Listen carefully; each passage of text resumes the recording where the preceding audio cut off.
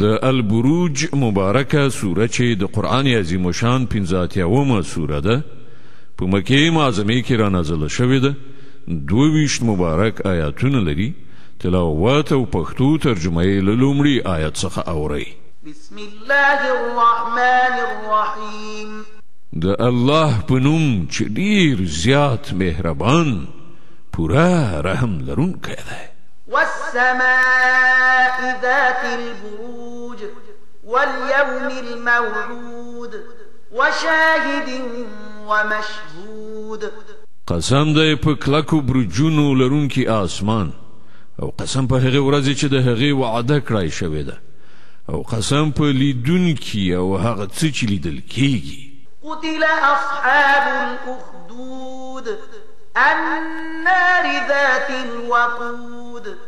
إذ هم عليها قعود وهم على ما يفعلون بالمؤمنين شهود تبا شوي د کندو خاوندان هغه د کندو څښتنان چې په هغو کې د ډیر ژر لمبه کیدونکو خسو خاشاکو اور کله چې هغوی د هغې کندې په غاړه ناستو او څه چې له مؤمنانو سره کول په سړه سینه یې هغه لیدل وما نقموا منهم إلا أن يؤمنوا بالله العزيز الحميد الذي له ملك السماوات والأرض والله على كل شيء شهيد او له هغو مؤمنانو سره د هغو دښمني له دې پرته په نور څه نه و چې هغوی په هغه خدای ایمان راوړی و چې برلاس او په خپل ذات کې په خپل ستایل شوی دی چې د آسمانونو او ځمکې د پادشاهۍ څښتن دی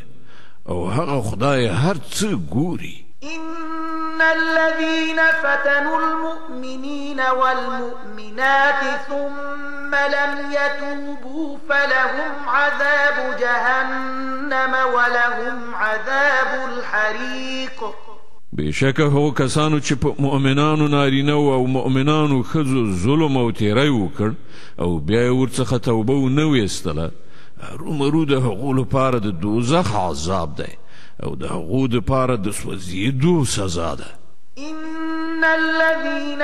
آمنوا وعملوا الصالحات لهم جنات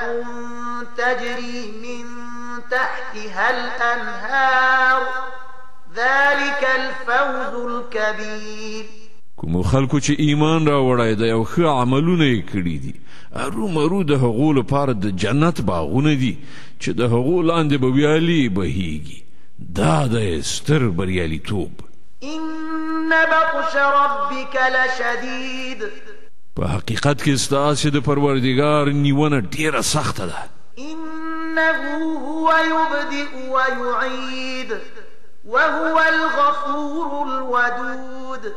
ذو العرش المجيد فعال لما يريد همغه په لومړي ځل پیدا کول کوي او همغه په دوهم ځل پیدا کوي او هغه بخونکی دی مینه کوونکی دی د عرش څښتن دی لوی او لوړ دی او څه چې یې خوښه شي د هغه کوونکی دی هل أتاك حديث الجنود فرعون وثمود آیا تاسې ته د لښکرو خبر رسېدلی دی د فرعون او د سمود د لښکرو بل الذين كفروا في تكذيب والله من ورائهم محيط بلکې څوک چې کافر شوي دي هغوی په دروغو کې اخته دي په داسې حال کې چې الله دوی له هر لوري سر کړي دي بل هو قرآن مجيد في لوح محفوظ د هغو په دې دروغجن کولو سره د دې قرآن هیڅ شی نه ورانیږي بلکې دا قرآن د لوړې مرتبې لرونکی دی په هغه لوح کې ځای په ځای شوی دی چې محفوظ دی